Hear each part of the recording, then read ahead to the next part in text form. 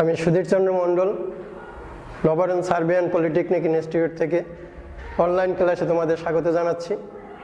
আজকে আমার বিষয় ইংরেজি grammar part, first semester, serving civil and computer department. তো আজকে আমি গ্রামার পার্টের আর্টিকেল নিয়ে তোমাদের সাথে আলোচনা করছি। এ অ্যান্ড দি এই তিনটাকে আর্টিকেল বলা হয়। এ ও অ্যান্ডকে বলা হয় ইনডেফিনিট আর্টিকেল, দিকে বলা হয় ডেফিনিট আর্টিকেল। এক নম্বর,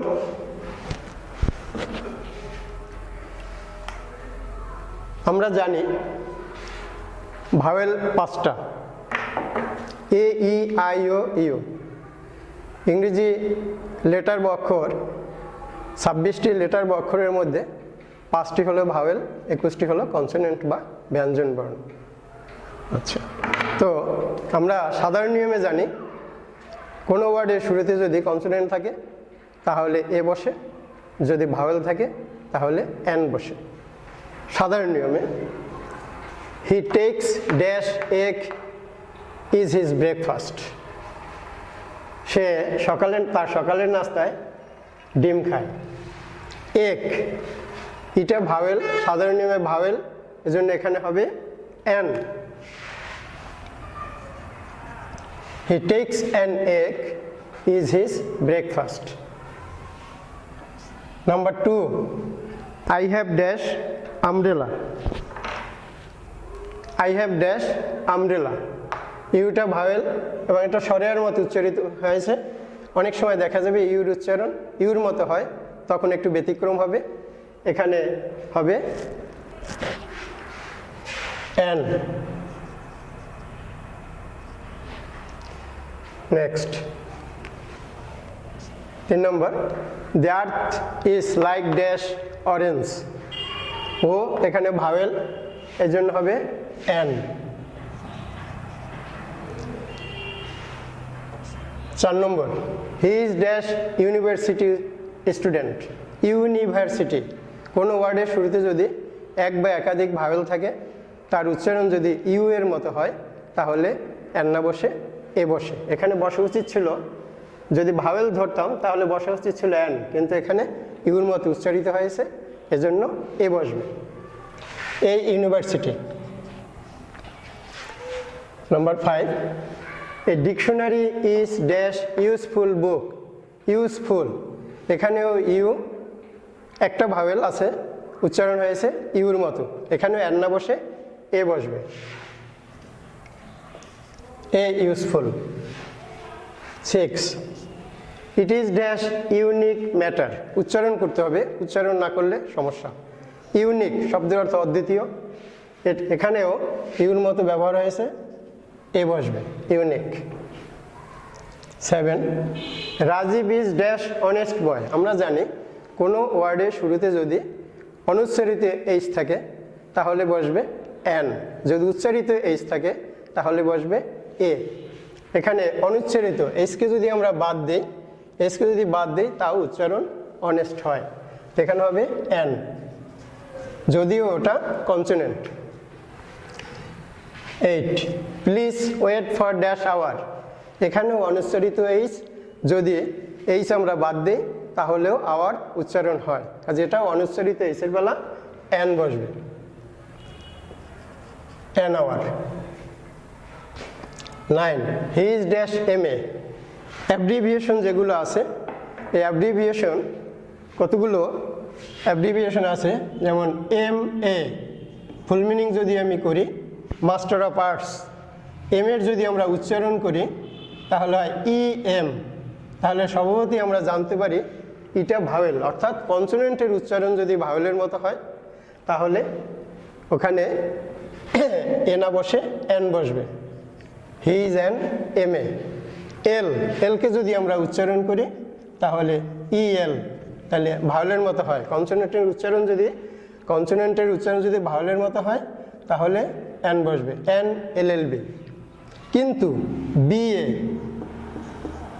ব্যাচেলর অফ আর্টস, বির উচ্চারণ বির মতো হয়েছে, এখানে কনসোনেন্টের উচ্চারণ কনসোনেন্টের মতোই হয়েছে, কাজে এটা ভাওয়েলের মতো হয়নি, এখানে এই বসবে।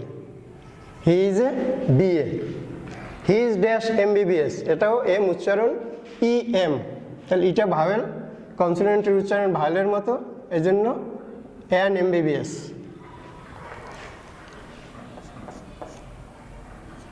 You seem to be dash European.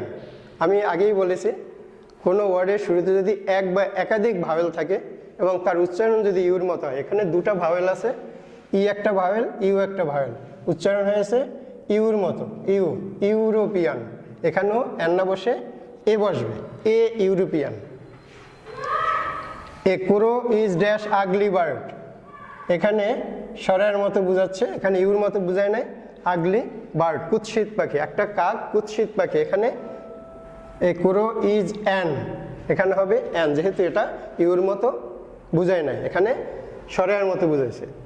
The king went dash হান্টিং, আমরা জানি প্রিপোজিশন এর মধ্যে প্রিপোজিশনকে যদি আমরা ক্লাসিফিকেশন করি, তার ভিতরে একটা আছে ডিসগাইজড প্রিপোজিশন, এখানে হওয়া উচিত ছিল on hunting, on hunting,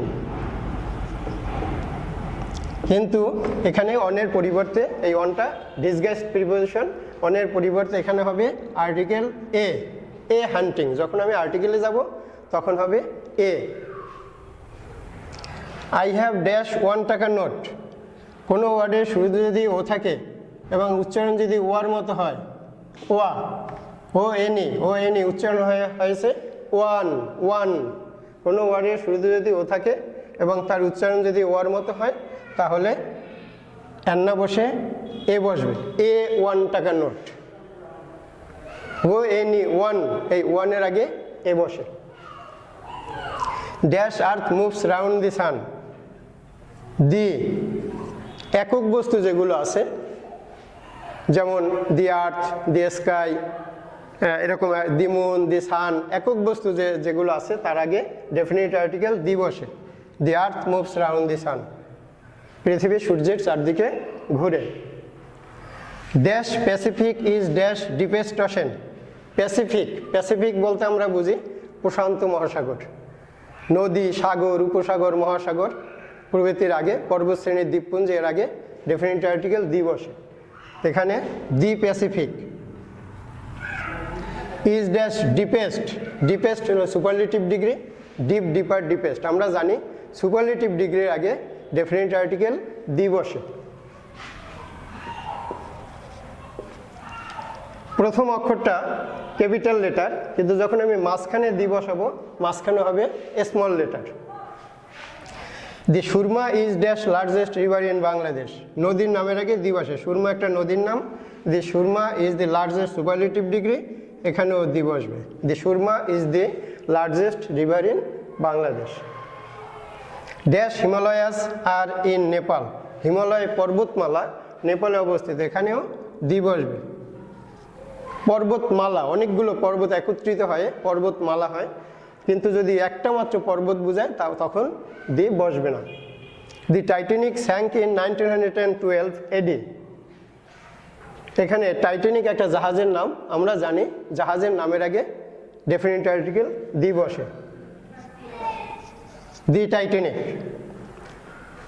dash Muslims are brave nation, মুসলমানরা সাহসী জাতি, একটা সম্প্রদায়, এই জন্য এখানে দি, মুসলমান জাতি।